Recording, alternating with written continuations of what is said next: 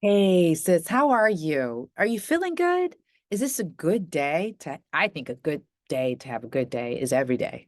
Every day is a good day to have a good day. And it's a good day when you join me here, or whatever time zone you're in, if you are getting ready for the day, if you're closing your day, or maybe you just got in the car and it was a very challenging day. And some of you are wondering, how do I deal with the mistreatment that I'm feeling or the microaggressions? Microaggressions are little slights, like little ticks, little things that people say that are really somewhat passive aggressive, right? What do I do with this feeling of unfairness? I don't feel like I'm being treated fairly. And this is something that I get a lot. As a former civil rights attorney, we did a lot in the area of really uprooting injustice, inequality, and people who are bad players, right? They're doing things that are intentionally harming people. Some of them were unintentional, right? And they were unintentionally doing things. We would like to call those things unconscious bias. Some of us have positive or negative things to say about that term. And here recently, of course, and this is, I'll say recently as of this podcast recording, this is the year 2024, we're going through this battle of should we even pay attention to these things called equity? Or what does inclusion actually mean? And how do I deal with this thing called diversity, equity, inclusion? Those certainly have been conversations, but what we're going to be talking about today is how are you personally dealing with mistreatment, microaggressions, and unfairness? So here's what I want to share this, and I'm going to read to you a little bit of some things that I wrote down in my evergreen webinar that you can take a look at. You can look that up here soon, and I'll give you the link for that. Or how about this? I'll put it in the notes so you can have that, so I don't have to remember that later. But let me tell you what mistreatments and microaggressions are, and what people who do them, what they do. And follow me here because this is a little deep. And here's what I have to say about this is that your power, you as an individual, your power decreases, or excuse me, let me revise that. Okay. The issue, the microaggressions and the mistreatments decrease the more that you stand firm in your power. Let me repeat that so you didn't get confused because I had to pause a little bit. So here's what I want to tell you. The mistreatments and microaggressions decrease the more confident and firm you are in understanding your power. Now, that's a full-on statement. And I want to give you some more insights here. Okay. Did you know that we as humans, we place a higher value and attention on people, places, and objects that are scarce? And what I mean by that is scarce mean like there's not a lot of it. Do you remember COVID and what happened with toilet paper? A lot of value went on that toilet paper. And the price went up when people saw that there wasn't a lot of that. And here's what I want you to catch. And we're going to go around this and we're going to come back. I want you to catch this. When you realize that you are one of a kind, that you are unique, and that you are really, no one else is really like you, right? And you're scarce, that people place a higher value on you. But in return, they also sometimes fear what they don't know. And mistreatments, microaggressions, and unfairness are rooted in scarcity. That's the fear that people have about your uniqueness. They're fearful of your one of a kindness. And so therefore it comes out as a mistreatment because they don't know how to deal with you. They don't know what to do. But your value increases the more you understand your power. Are you following this whole counselor argument here? Because here's the thing. What I want you to know is that you, of course, have high value. When you understand your uniqueness, your story, and your power, you realize this mistreatment simply stems from people fearing you exerting your power, right? You follow that, right? Because here's the thing, you could just blend into the paint. You could just shrink down and just say nothing, just keep, the status quo. Don't make any waves. Don't do all that. Would your mistreatment and microaggressions, would they go away? Well, they probably wouldn't be seen because you're not doing anything. But when you exert your power, when you stand firm in your uniqueness and your story, those mistreatments will come, but over time, they will disappear. And here's how. They will disappear because you will begin to tell people by your actions, by your way that you continuously walk, how to treat you. You see, because, when you don't take control of that situation by really standing firm in your power, people are going to treat you anyway. They want to, because you haven't exerted yourself to say who you are and deal with what comes with it. Let me tell you something who did this best. So when they asked Jesus, do you think you're the Son of God?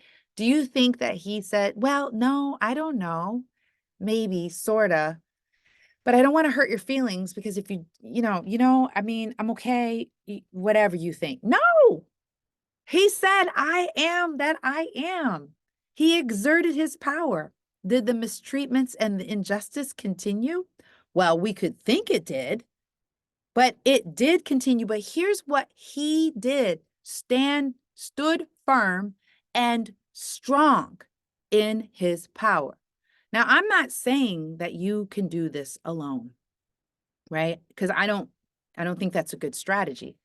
What I do believe is that when you know, and you are a person who knows this, right? Because as you continue to grow and as you continue to learn and you're listening to this podcast, you do know that there is this thing like getting into good trouble, right? There is a person who I love who was a civil rights activist. His name was John Lewis. He taught us that it's good to get into good trouble, right? Because that means that you're doing good things, because not all good things are going to be easy.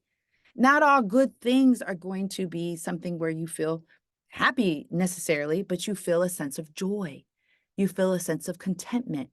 You feel a sense of compassion, a deeper compassion, because you know that you are designed specifically for a specific path. So I do want you to know this. So how do you deal with this mistreatment, injustice, unfairness? Well, the first thing I want you to do is recognize your power, right? I want you to really understand where does your power come from? Are you recognizing where your power comes from? Do you know where it comes from?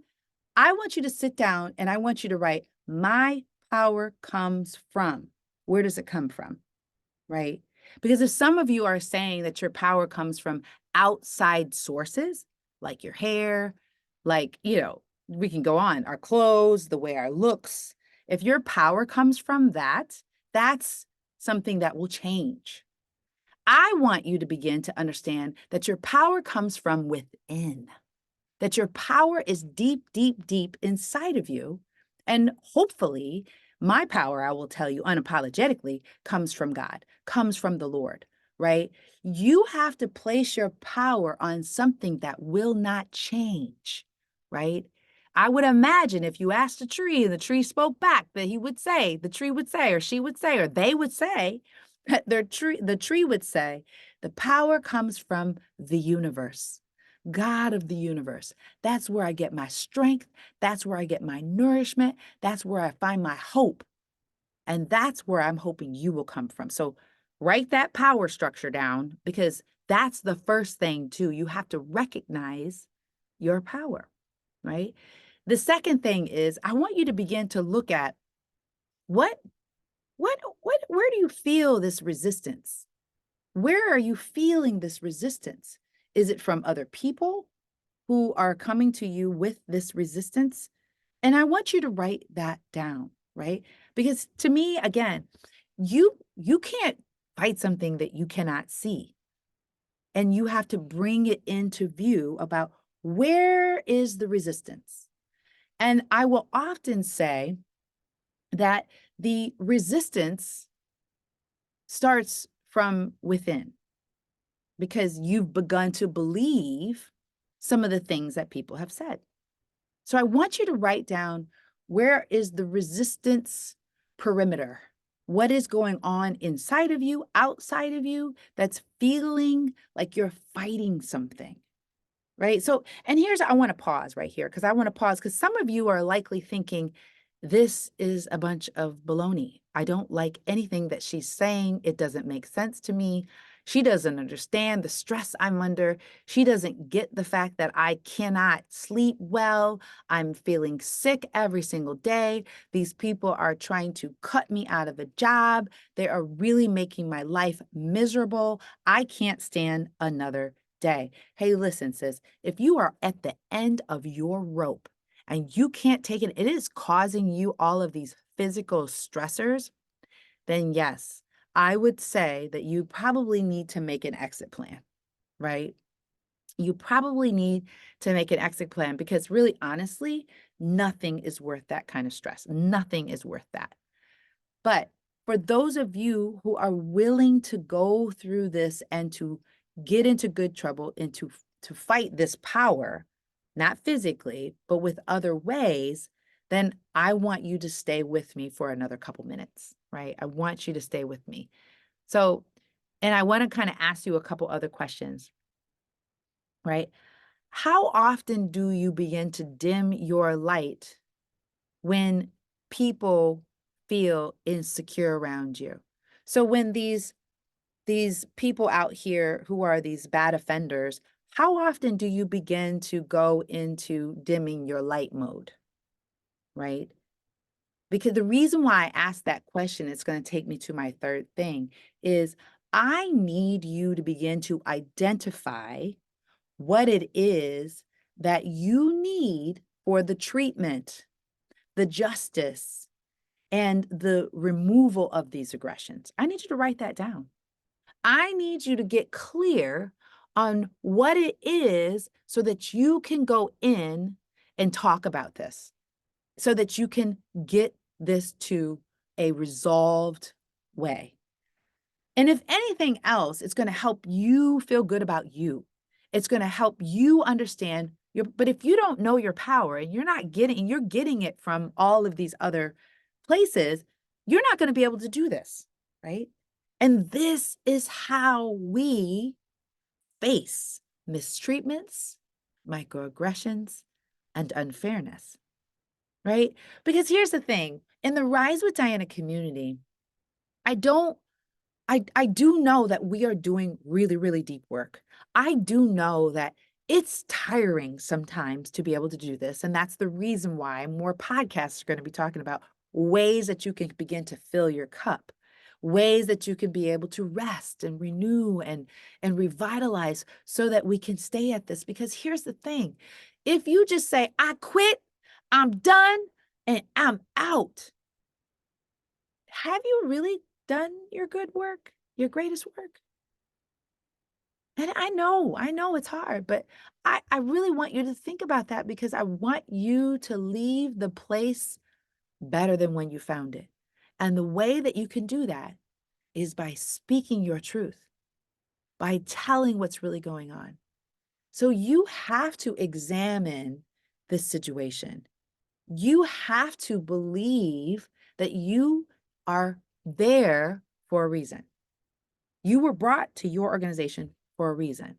And these mistreatments, these microaggressions, there are some people who do need to get out of those seats. There are people who need to move and get the help that they need. These are people that are sitting in the seats of CEO or the C-suite or the leadership team, or just even on your team. Yes, we do need to switch these seats. But our job is to be able to examine ourselves to see how our light and our power can be used to help make this organization better. Are you with me, sis? I wish I could give you a hug right now because I know some of you guys are struggling, but I want you to really take this information. I really want to hear back from you, right? Because I really want to hear, how is all of this helping you do your greatest work? And also, too, I hope that you're taking this information, sharing with your team. Hey, share it with a friend, share it with a colleague. Some of them, you want to bless your friends, you want to bless your colleagues, share this information with them. Okay. And what I want you to be able to do is I want you to know you deserve better. You are beautiful. You are fearfully and wonderfully made. And you are who you are by design, on purpose, for such a time as this. Does this sound good? Oh, man, I hope so. Listen, I'm so grateful for you, and I look forward to talking to you again next time. Take a look at the notes, and if you need something and you want to step a little further and you want to dig deeper into how you can get yourself to the next level, I want you to take the "Why am I not getting promoted" quiz. Okay? And I really hope, one last announcement, that I get to see you at the All Rise Live Global Summit. All right, my friend, take care. Be well.